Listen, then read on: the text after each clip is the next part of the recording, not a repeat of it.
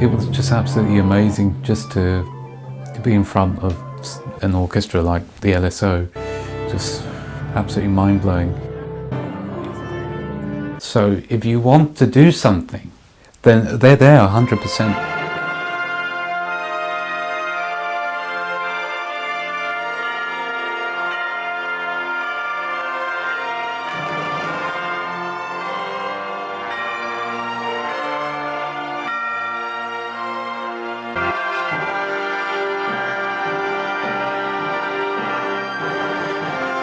I've never been in front of a pro orchestra before, so this is literally my first pro conducting gig.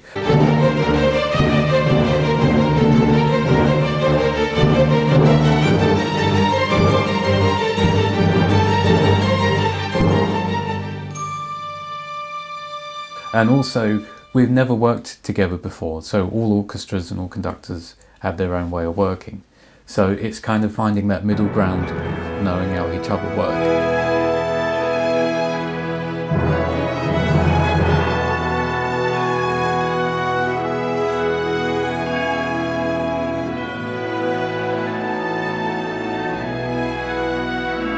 Because it was my first outing with a professional orchestra, it is just the sound coming back. We were in a big hall, so starting off with the Royal Baby.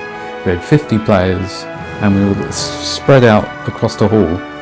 Looking back at the pictures, having the microphones and everybody there was really for my music. And that's an incredibly humbling experience. Yeah, it still feels like a dream. It's like, looking back at videos and pictures, it did actually happen and that's me standing there.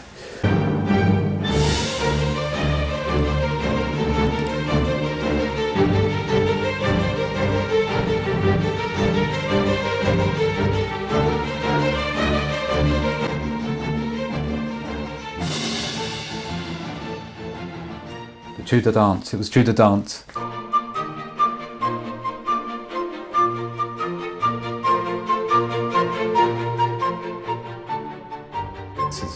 That's one of my favourite pieces. So it's like, yeah, and you can see from some of the videos I was having a complete ball and jumping up and down, which I shouldn't have. But when you get lost in the music, it's yeah. That was the piece for me. I was like, yeah, this is it. This is my music.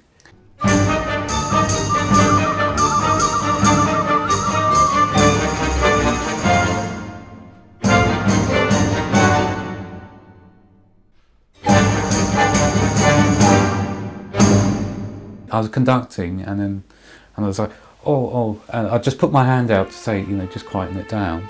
And then I got that. It was like, wow. They're taking notes of me, and my hands can do things.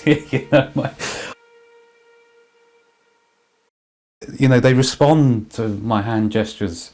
It was like, wow. And even though they're at the top of their game, they're at the top of the music scene, the cream of the music scene, but they want to be led, which is amazing.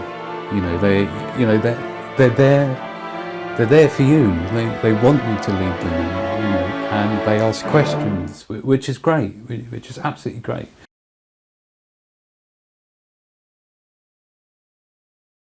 The concertmaster, Natalie, she was absolutely amazing.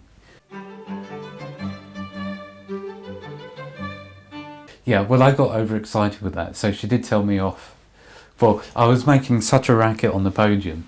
Even Jonathan said, where's that noise coming from? And I said to the orchestra, oh, is that me? Everybody's like, yes, keep still. So I I had to kind of stand there and just give the beat, nothing else, because it's solo.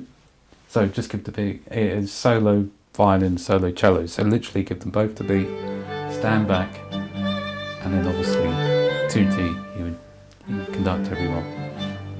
So, and of course her solo in the castle, just absolutely superb. She gave it, she threw everything at it.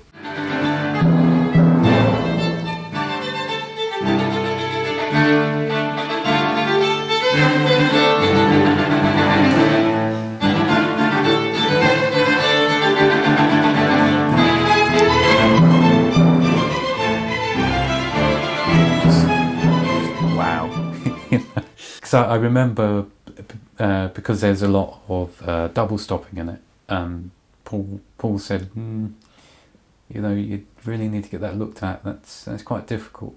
But she pulled it off, absolutely. Plus and more, you know, she threw everything at it, and it sounds absolutely gorgeous.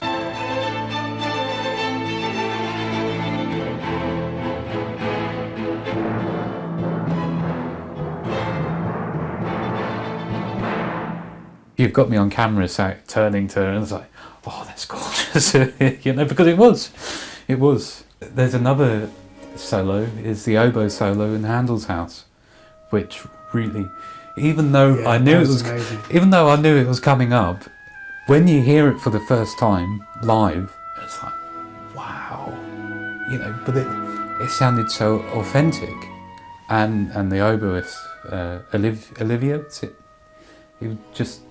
The oboist just really took it, and I was like, oh, it's just like, wow, just those moments, you know, you can't buy those moments, you know, it's just when they come out the blue like that, it's like, wow, and it sounded like a Baroque aria. It was like, wow, I wrote that. You know?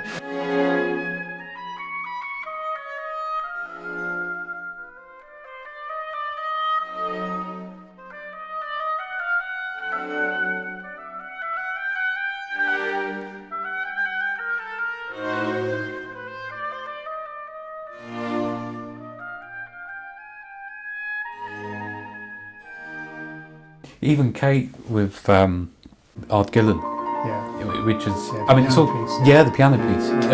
It's all original, but it's just in the style of Mozart. And I was like, oh wow. She's like, well, you wrote it. I was like, I know I wrote it, but it's so good. Just hearing the stuff back, I was like, wow.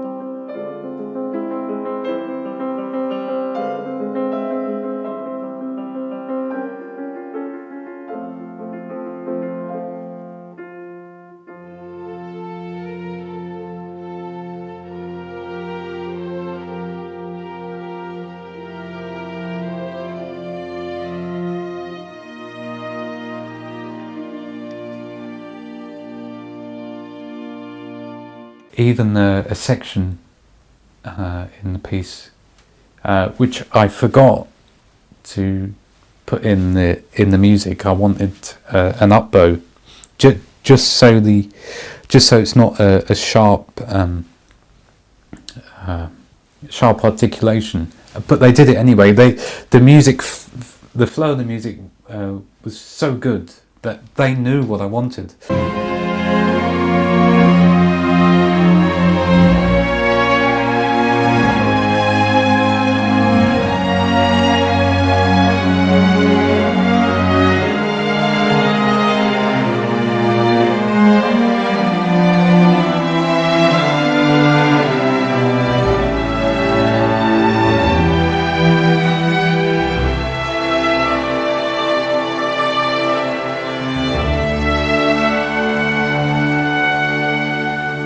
That's another reason why I didn't really stop and say, oh, can you do this, can you do that? Because for the most part, when it went well, it was like an automatic. It was automatic. They played it exactly how I wanted it, and all the rhythms I wanted. You know, even just boring old staccato crotchets.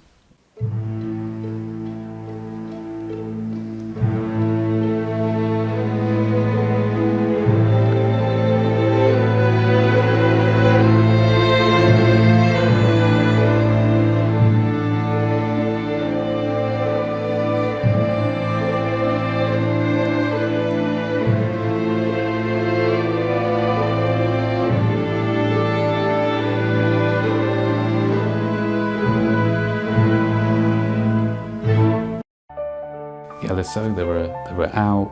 They were not just keeping an eye on me. They were listening to each other. The only thing with that is you have to make sure as a conductor, or I have to make sure that your tempo is absolutely on point. Because if you start to slow down, they will go with you, because that's what you're conducting, right? That, they will follow you. So, your tempo has to be absolutely accurate and on point.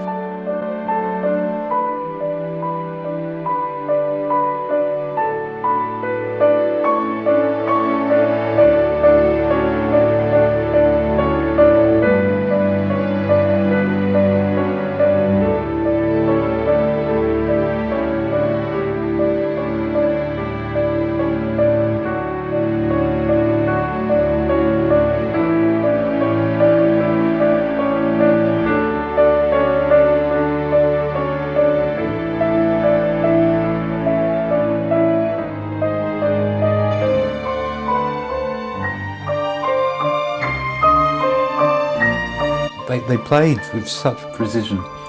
It's perfect.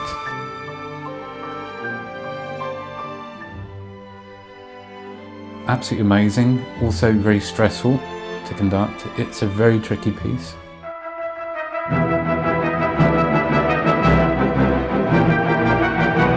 So my mind was on, I've got to get this right, to end the piece in the coda. So in quick succession there's 9/8, 8/8, goes into 6/8 and 7/8.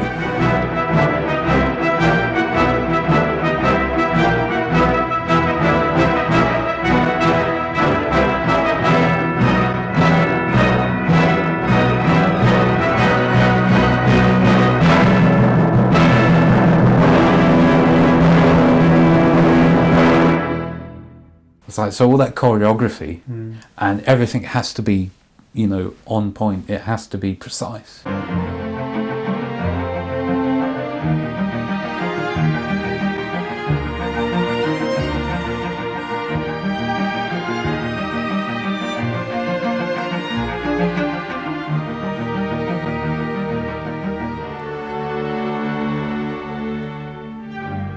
Of course I enjoyed it, but I was worrying about, right, the next bit, it has to be right.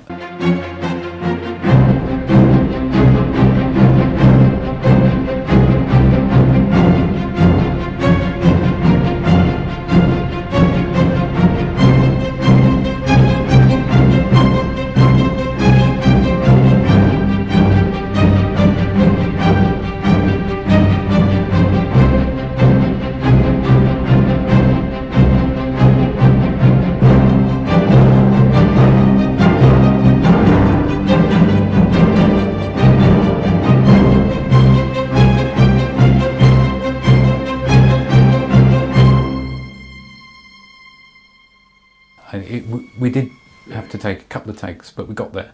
We got there.